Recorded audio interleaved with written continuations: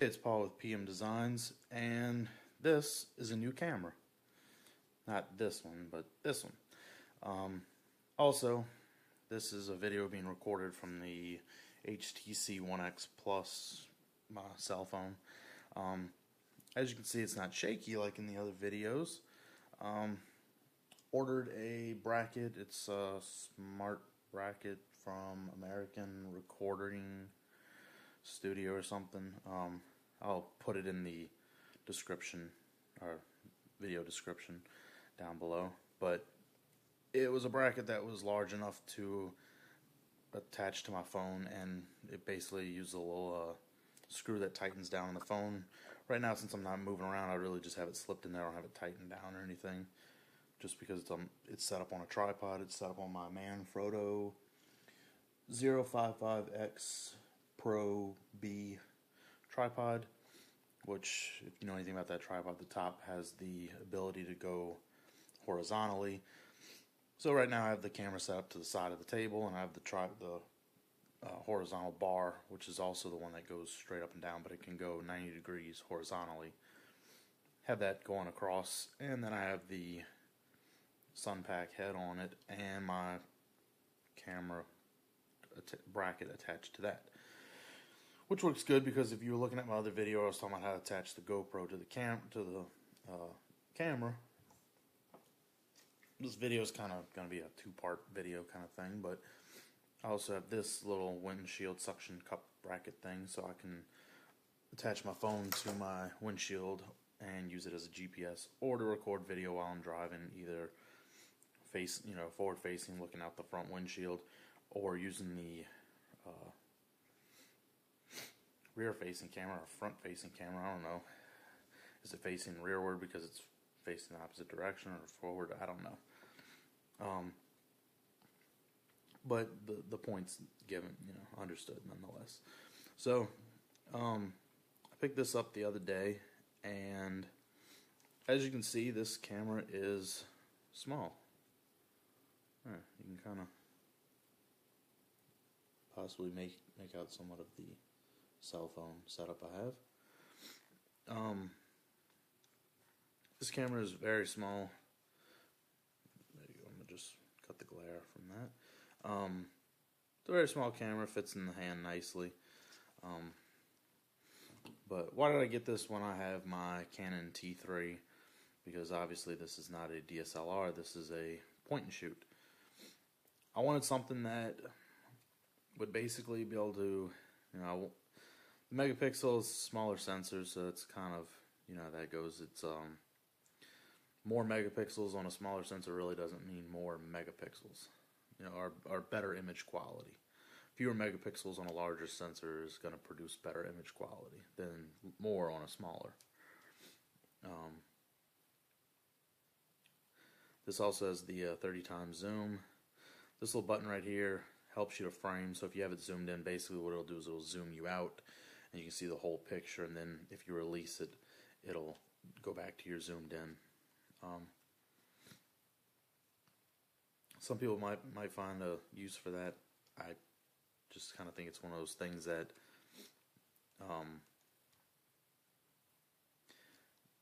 probably more than likely I'll never use it other than just pressing it just because. On the top you have your flash. This flash does not automatically pop up. It'll tell you on the back on the screen if you should pop the flash up or pull or whatever, but it'll tell you if it thinks that you really should be using flash. It'll tell you, and you can just pull it up. You have the your on off, you zoom in and out. On here, I've really just been playing around, but you have your video mode. You have a silent mode, which is nice because when it turns on, you don't get any noise or anything. No, the camera doesn't beep or anything at you. So that could be nice if you're in an area where you don't want any noises or anything. You just want to, at some kind of church thing or graduation or any event where you don't want, or if you're doing some street photography type stuff. Right here you have some creative modes, fisheye, toy camera. I'm trying to think of the other ones. But it has a few little creative modes, and then a miniature effect, which basically gives you an area of focus, probably using the video that you're seeing. We're going through about right here on the screen. That'll be in focus, and then above and below it will be out of focus. There's a few other little modes and stuff in there. If it'll decide it wants to focus back, please. Okay. I guess there we go.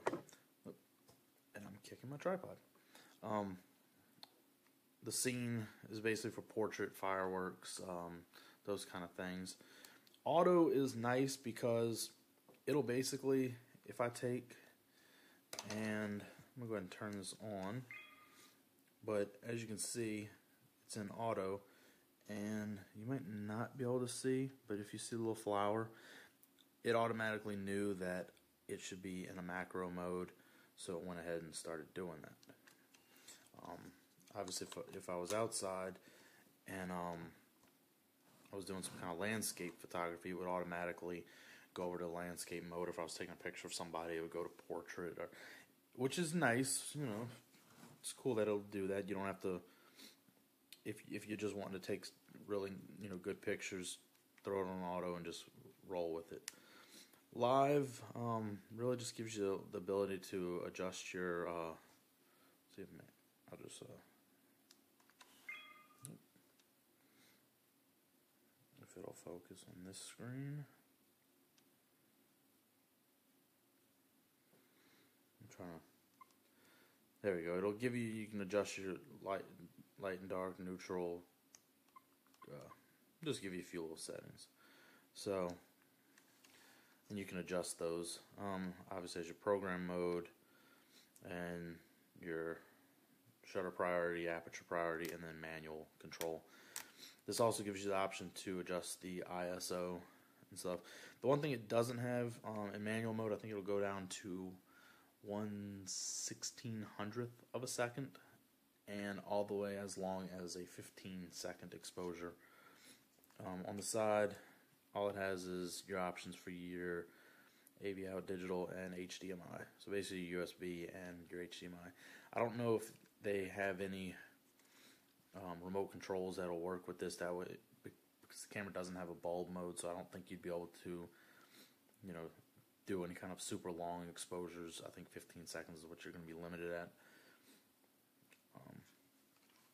On the bottom, you have your standard tripod thread, and then in here, there we go. Very small, I'm assuming lithium-ion battery. And then, that was unintentional. It's the first time I've had a memory card come flying out of a camera like that. But I guess it's a good thing to find out at home versus while you're out taking pictures, that you may want to keep your thumb behind the memory card so it doesn't, end up flying out of the camera and getting lost forever, and then you've lost your pictures. As you can see, it does have the little loops to attach a neck strap to. It comes with a neck strap, and it obviously comes with a little lens cap.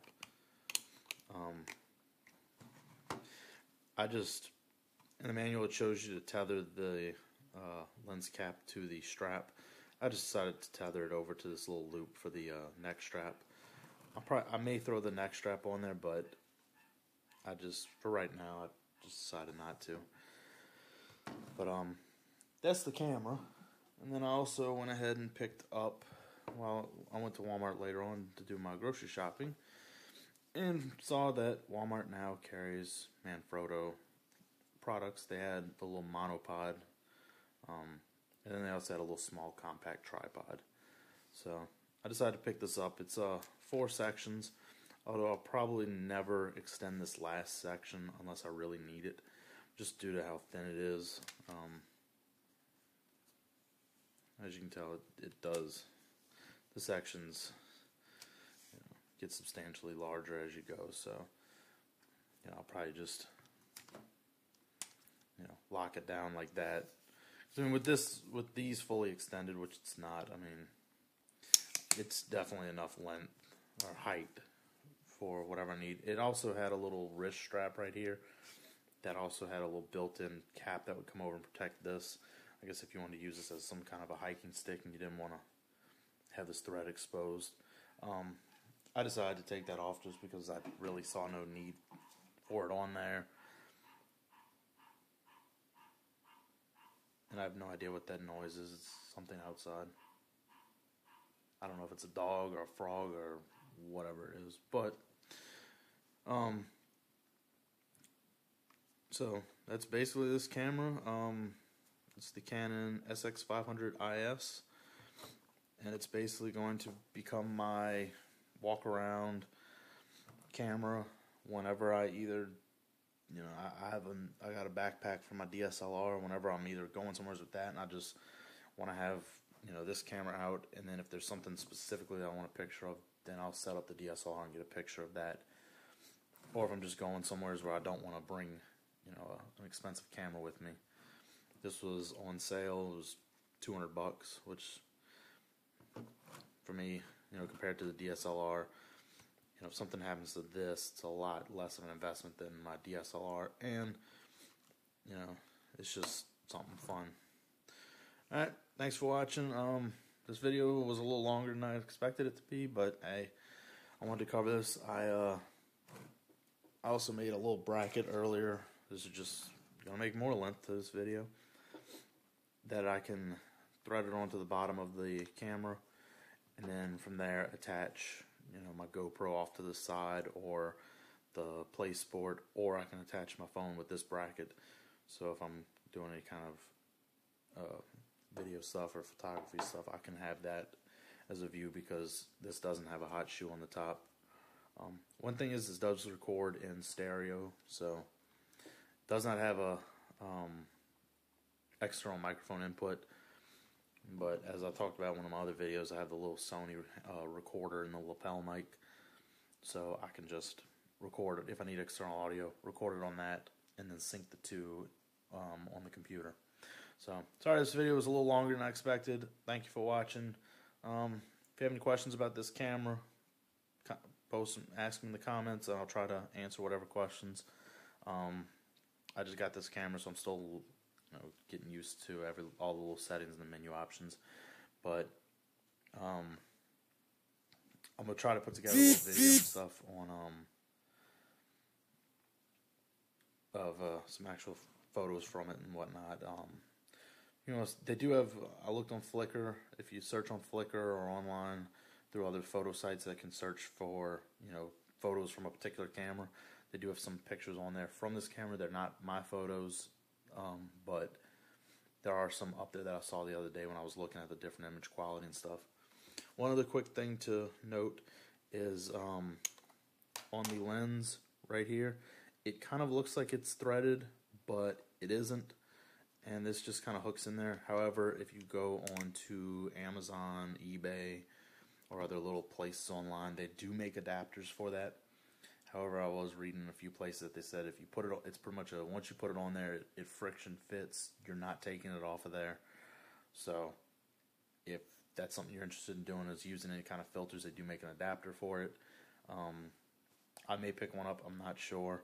If I pick one up, knowing that it's pretty much going to permanently be attached to this camera, I may just add a little dab of super glue or some kind of adhesive just to permanently affix it, because like I said, from what I read, it's not meant to come off, and just to keep, you know, it from somehow, if I bump it on something with my finger or whatever, it's not, I don't have to worry about it coming off of the camera.